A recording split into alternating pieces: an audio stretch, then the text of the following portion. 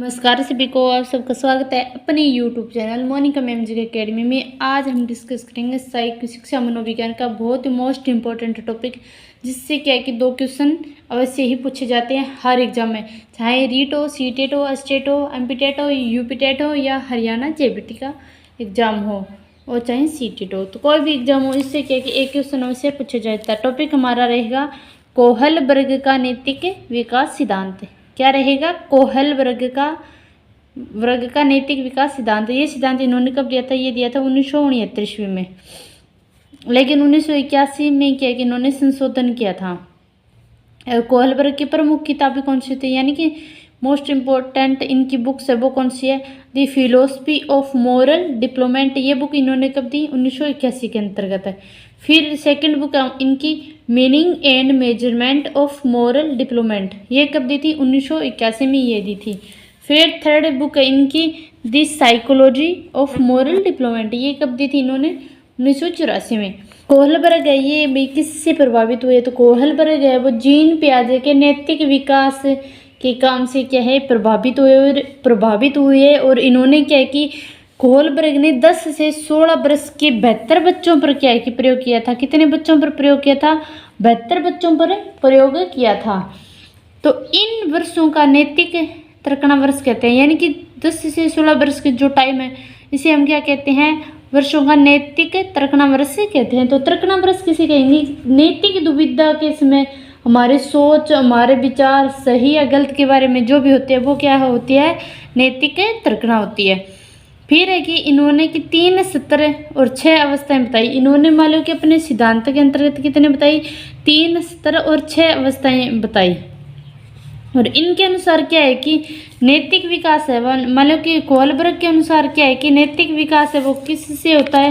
यानी कि कोहलबर्ग के अनुसार नैतिक विकास है वो विशिष्ट से सामान्य की ओर होता है। किससे होता है? विशिष्ट से सामान्य की ओर होता है। यानी कि कोहलबर्ग का नैतिक विकास सिद्धांत है वो किस ओर होता है? यानी कि विशिष्ट से सामान्य की ओर होता है। क्योंकि इन्होंने क्या कि इनकी पत्नी पत्नी को क्या थी? कैंसर थी। कैंसर तो इन्होंने जो औषधि चाहिए थी, यानी कि जो दवाई इनको लेनी थी वो क्या है कि $200 उनकी उस दवाई की कीमत क्या है कि $200 थी। लेकिन जो भी दुकानदार था वो क्या है कि इनको 2000 रुपये में क्या है कि वो दवाई दे रहा था, लेकिन इनके पास इतनी कीमत नहीं थी। यानी कि इतने मान लो कि 2000 रुपये देने में ये क्या थे? असमर्थ थे। लेकिन उन दुकानदार है वो इस बात को नहीं माना कि मुझे तो 2000 रुपये चाहिए। लेकिन इनके पास न होने के कारण इन्होंने क्या किया कि एक दिन रात को क्या कि इन्होंने मेडिकल स्टोर में घुसकर वो दवाई चुरा ली और अपनी पत्नी को प्रयोग के लिए दी। तो इसके अनुसार क्या है कि हिंज की नैतिक दुविधा का अध्ययन किया, क्योंकि कोहलबर्ग ने क्या किया कि हिंज नामक कोई व्यक्ति था और उसकी क्या है? नैतिक दुविधा, यानी कि उसकी पत्नी को क्या थी? कैंसर थी। कैंसर से वो क्या पत्नी पीड़ित थी, लेकिन उसकी औषधि की कीमत कितनी थी? $200। लेकिन दुकानदार उससे क्या ले रहा था? $2000 लेने लग रहा था। लेकिन हिंज क्या है कि इतनी कीमत देने में क्या था? असमर्थ था। उन्होंने क्या कि आधी कीमत देने को कहा, लेकिन दुकानदार है कि बिल्कुल भी मना कर दिया। दुकानदार ने, हिंज ने ये कहा कि आप आधी कीमत ले लो, 2000 नहीं 1000 रुपये ले लो, ये दवाई मुझे दे दो, मेरी पत्नी है वो कैंसर से पीड़ित है। लेकिन दुकानदार ने क्या किया? मना कर दिया कि मुझे तो 2000 रुपये ही चाहिए। तो फिर क्या किया? दुकानदार ने देने से मना कर दिया। लेकिन हिंज ने एक दिन क्या किया कि रात के समय क्या कि मेडिकल स्टोर में घुसकर वो दवा है वो चुरा ली। तो इसका यह व्यवहार सही है या गलत है, इसी पर क्या है कि कोहलबर्ग ने अध्ययन किया। यानी कि कोई भी चीज़ है, नैतिक का मतलब है कि अगर हम कोई कार्य कर रहे हैं, अगर सही है, समाज के द्वारा स्वीकार किया जा रहा है तो वो क्या है कि सही होगा। अगर समाज उसे नकार रहा है, उसे अस्वीकार कर रहा है, तो इसमें भी बताना है कि हमें नैतिक कौन सा है और अनैतिक कौन सा है और सही और गलत है। इसी पर क्या है कि इन्होंने अध्ययन किया था। इन्होंने क्या बताया कि तीन स्तर और 6 अवस्थाएं इन्होंने बताई। क्या बताई इन्होंने? 3 स्तर और 6 अवस्थाएं इन्होंने बताई। कोहलबर्ग थ्योरी, यानी कि कोहलबर्ग का विकास कौन सा था? नैतिक विकास सिद्धांत। और उसी विकास सिद्धांत को और क्या कहते हैं हमें? अवस्था का सिद्धांत, यानी कि theory of moral development and stage theory, इसे हम कह सकते हैं। इन्होंने क्या कि नैतिक विकास की अवस्थाएं कितनी है? 6 अवस्थाएं, 3 स्तर और 6 अवस्थाएं, यानी कि प्रत्येक स्तर की कितनी अवस्थाएं हैं? 2 अवस्थाएं। कितनी है? प्रत्येक स्तर की कितनी है? 2 अवस्थाएं। तो सबसे हम देखते हैं सबसे पहले प्री कन्वेंशनल स्टेज, यानी कि प्री कन्वेंशनल स्तर। फर्स्ट हमारी रहेगी नैतिक विकास के 3 स्तर है, और 3 स्तर की क्या है कि प्रत्येक 2-2 अवस्थाएं हैं। पहली हमारी है प्री कन्वेंशनल स्टेज, यानी कौन सी है? प्री कन्वेंशनल स्टेज, और इसका कार्यकाल क्या है कि 4 से 10 वर्ष। इस अवस्था में क्या है कि नैतिक अवस्था का अभाव होता है। इस स्तर में क्या है कि नैतिक अवस्था का क्या होता है? अभाव होता है। इसकी 2 प्रमुख अवस्थाएं कौन कौन सी है? आज्ञा एवं दंड की अवस्था। कौन सी है? आज्ञा एवं दंड की अवस्था।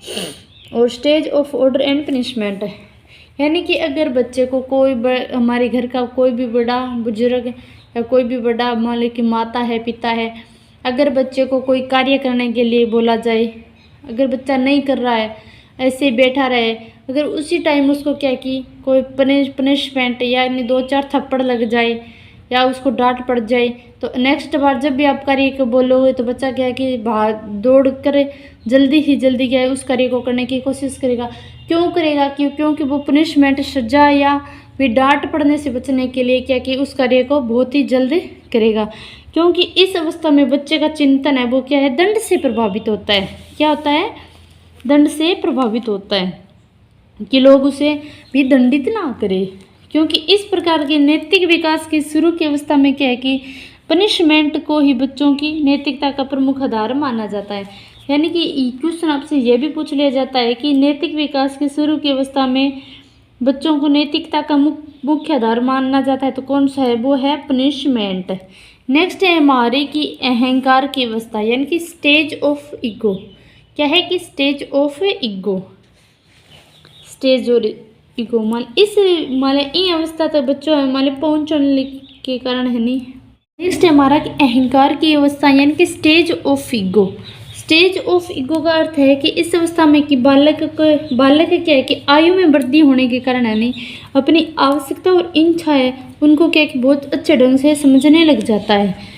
क्योंकि वो है अपनी इच्छा और आवश्यकताओं को क्या है कि अच्छे ढंग से समझने लग जाता है, तो उसके द्वारा क्या है कि अगर उससे भी उसकी कोई भी इच्छा है वो झूठ बोलने से पूरी होगी, तो वो क्या है क्या करेगा कि झूठ बोलना ही क्या समझेगा? उचित समझेगा। यानी कि झूठ बोलना उसके लिए क्या होगा? लाभकारी होगा। जैसे कि हम कह सकते हैं कि भूखे रहने पर कोई बच्चा है किसी वस्तु को चुरा के खा रहा है, तो वो उसे क्या समझेगा? यानी कि नैतिक आचरण ही उसे समझेगा।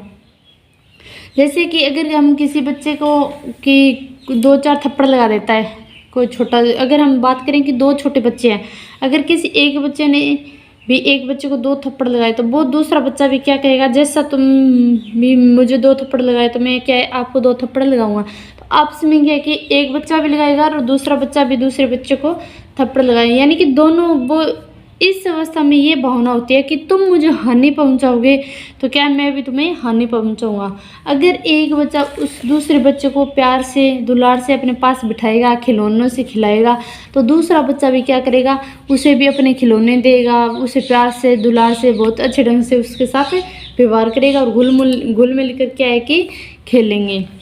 क्योंकि इस आयु परिवर्तन मतलब कि आयु में वृद्धि होने के कारण बच्चा अपनी आवश्यकता और इच्छा है उनको भली प्रकार समझने लग जाता है।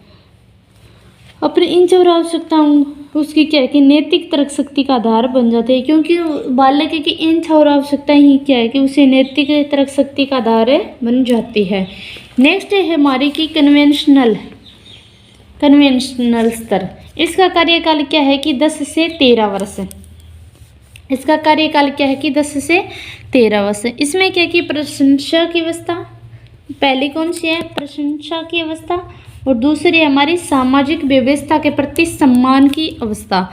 दूसरी कौन सी है कि सामाजिक व्यवस्था के प्रति सम्मान की अवस्था। इसमें क्या है कि पहले है प्रशंसा, इसमें क्या है कि अच्छे नाइस बॉय और नाइस गर्ल, यानी कि अच्छा लड़का और अच्छी लड़की। प्रशंसा की अवस्था में क्या है कि इसके अंतर्गत बच्चा है वो किसी कार्य मालिक की इस अवस्था में बच्चा है वो कोई भी कार्य करता है तो वो किस लिए करता है कि लोग उसकी क्या करें, प्रशंसा करें। यानी कि इस अवस्था में बच्चे वो सामाजिक प्रशंसा और निंदा के क्या है महत्व को समझने लग जाते हैं।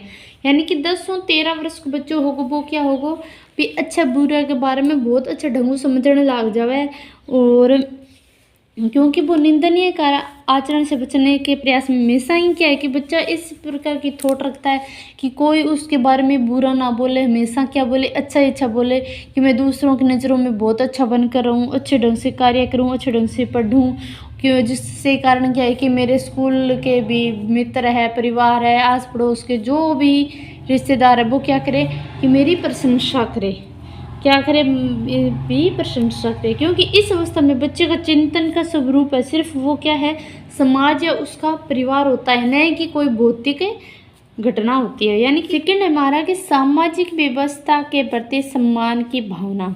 यानी कि सामाजिक व्यवस्था के प्रति क्या है, सम्मान की भावना। इसमें इसके अंतर्गत क्या है कि बच्चा है ना ये कानून, न्याय व कर्तव्यों पर आधारित होता है कि सामाजिक व्यवस्था बनाए रखने के लिए हमें किसका पालन करना पड़ेगा, नैतिकता का पालन करना पड़ेगा। क्योंकि नैतिकता, सामाजिक नियम व कानून सब पर लागू है। यानी कि नैतिकता, कानून, नियम है जो भी है वो क्या है, सब पर लागू है, न कि अकेले व्यक्ति पर। इसलिए क्या है कि न तो वो केवल पहचान वालों का है, यहाँ नियमों का वो बालक क्या है कि पालन करता है। बालक क्या करेगा, प्रत्येक नियम, प्रत्येक कर्तव्य, प्रत्येक कानून का क्या कि अच्छे ढंग से पालन करेगा। और जो भी मालिक हिंसी नाम के व्यक्ति ने वो जो चोरी करी थी दवा के लिए, तो उसको क्या कहेगा कि ये गलत बात है, कि चोरी करना गलत बात है, क्योंकि ये एक अनैतिक व्यवहार है, ये कानून के खिलाफ है, हमारे कर्तव्यों के खिलाफ है, क्योंकि हमें ऐसा कार्य नहीं करना चाहिए था।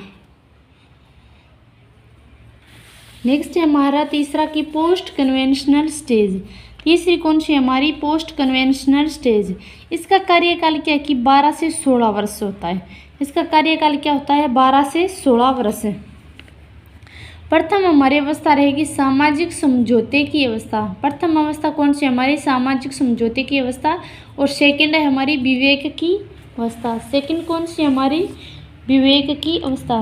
क्योंकि इस अवस्था में पहुंचते ही बालक क्या है कि सामाजिक समझौते की अवस्था में जब बालक पहुंचता है तो व्यक्ति क्या है कि आपसी में लेन देन में क्या है कि विश्वास करने लग जाता है। यानी कि हमें किसी को 2 रुपये देने हैं तो हम उस पर विश्वास करें, ट्रस्ट कर हम दे सकते हैं, और वापस भी क्या है कि हम उससे ले सकते हैं।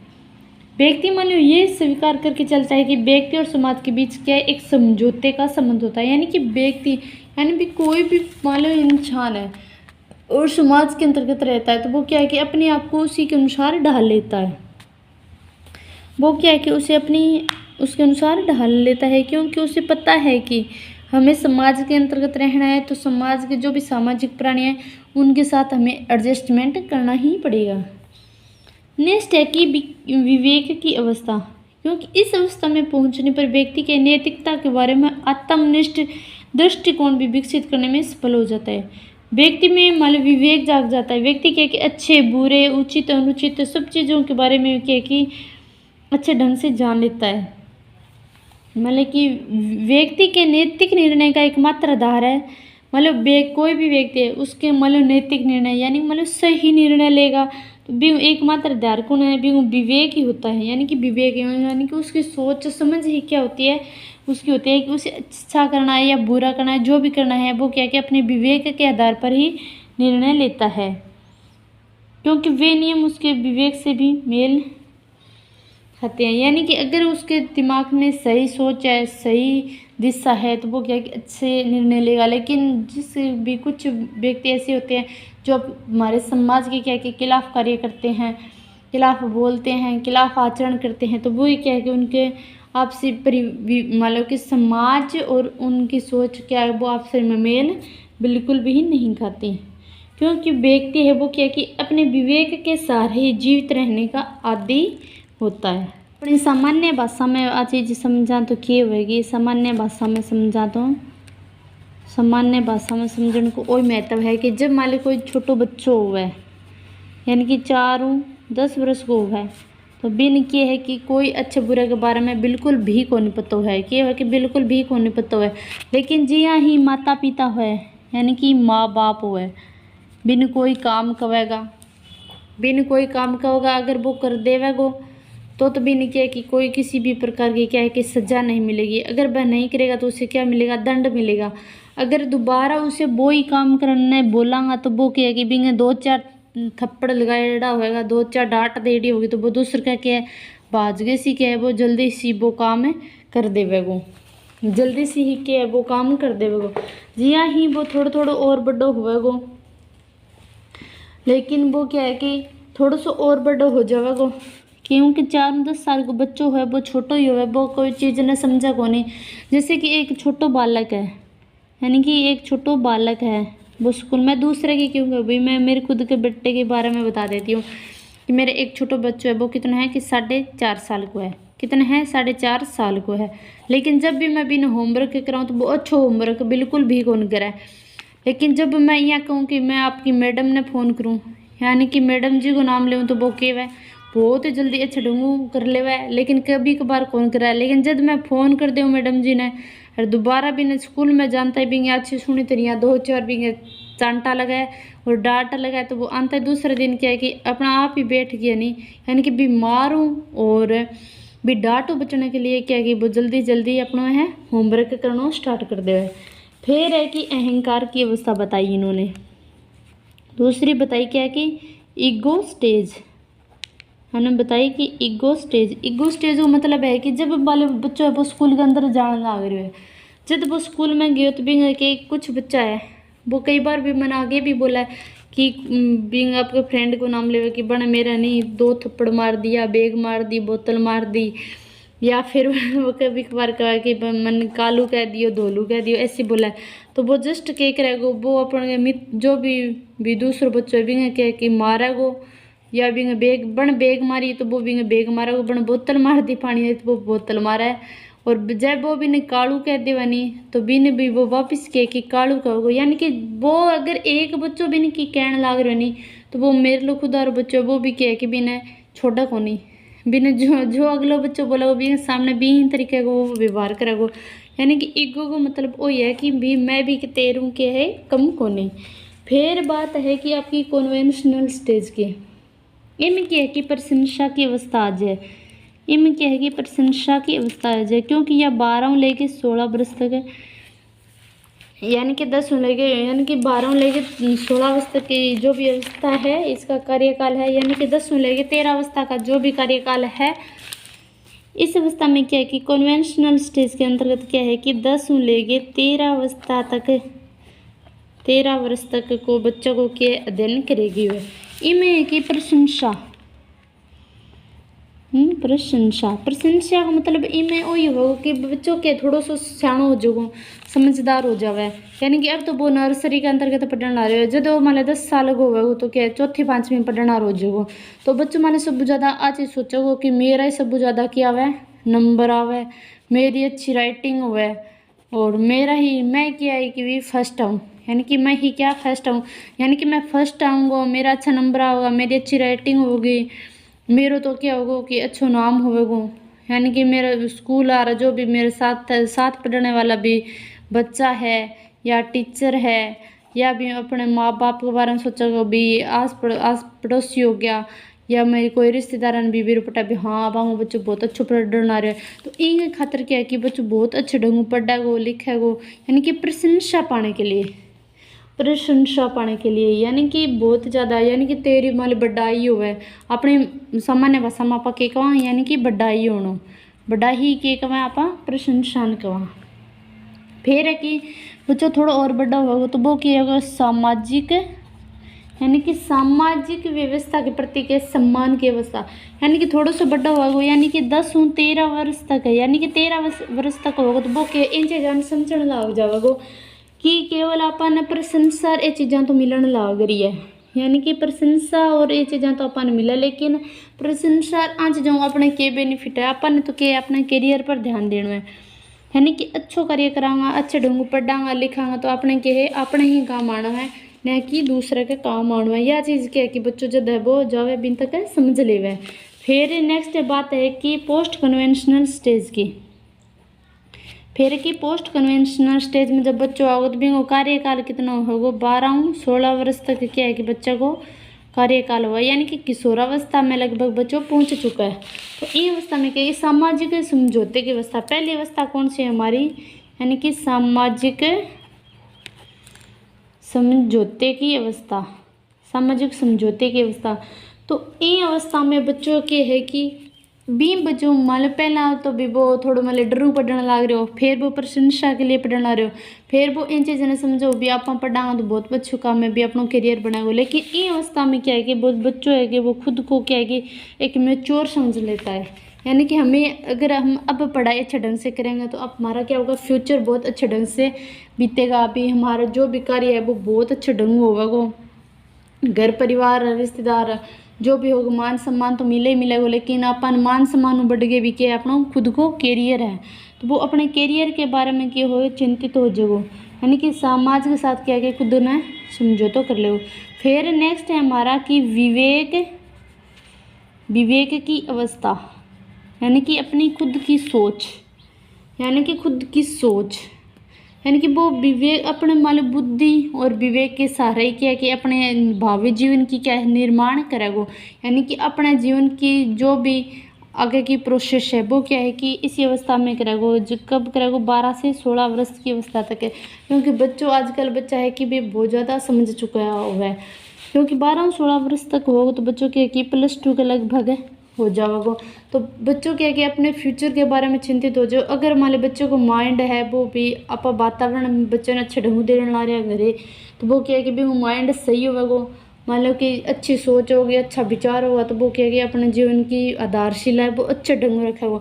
लेकिन कुछ बच्चे हैं उनको में अच्छे ढंग वातावरण नहीं मिलने के कारण, अच्छी गाइडेंस नहीं मिलने के कारण क्या है कि बच्चे इस उम्र में आके क्या है कि बिगड़ जाता है, क्योंकि उनका विवेक है वो अच्छे ढंग से काम नहीं करने के कारण क्या है कि वो अपने फ्यूचर को बिगाड़ लेते हैं। तो हम अपने खुद के एक बच्चे के ऊपर भी प्रैक्टिकल करके देखें तो ये क्या है कि कोहलबर्ग का सिद्धांत है, ये बिल्कुल सही जाता है। क्योंकि बच्चा है वो शुरू में तो दंड से होता है, लेकिन फिर क्या है कि वो सही और गलत के बारे में सोचने लग जाए। यानी कि विवेक के आधार पर भी हम देख सकते हैं कि अगर बच्चा सही मालिक जो हमारे समाज है, हमारे जो भी कर्तव्य है, जो भी नियम है, उनके अनुसार अगर भी कोई कार्य करने लग रहा है तो बच्चा क्या समझेगा कि ये बिल्कुल नैतिक है। लेकिन कुछ बच्चे हुए वो हमारे समाज के, हमारे कानून के खिलाफ क्या कि कार्य करते हैं, तो बच्चा क्या कि उनको भी समझने में लग जाता है कि ये काम क्या है, अनैतिक है। तो यही है अभी आज की क्लास। अच्छी लगी हो तो भी वीडियो ने ज़्यादा से ज़्यादा शेयर करियो, लाइक करियो और कमेंट बॉक्स में अपनी राय जरूर दियो। भी थोड़ा सा स्ट्रगल करना पड़ रहा है क्योंकि मेरे थोड़ी परेशानियाँ भी वजह क्या है कि मैं बोर्ड पर क्लास को नहीं ले पाने ला रही, क्योंकि खड़े रहना बहुत मुश्किल हो जाए मेरा।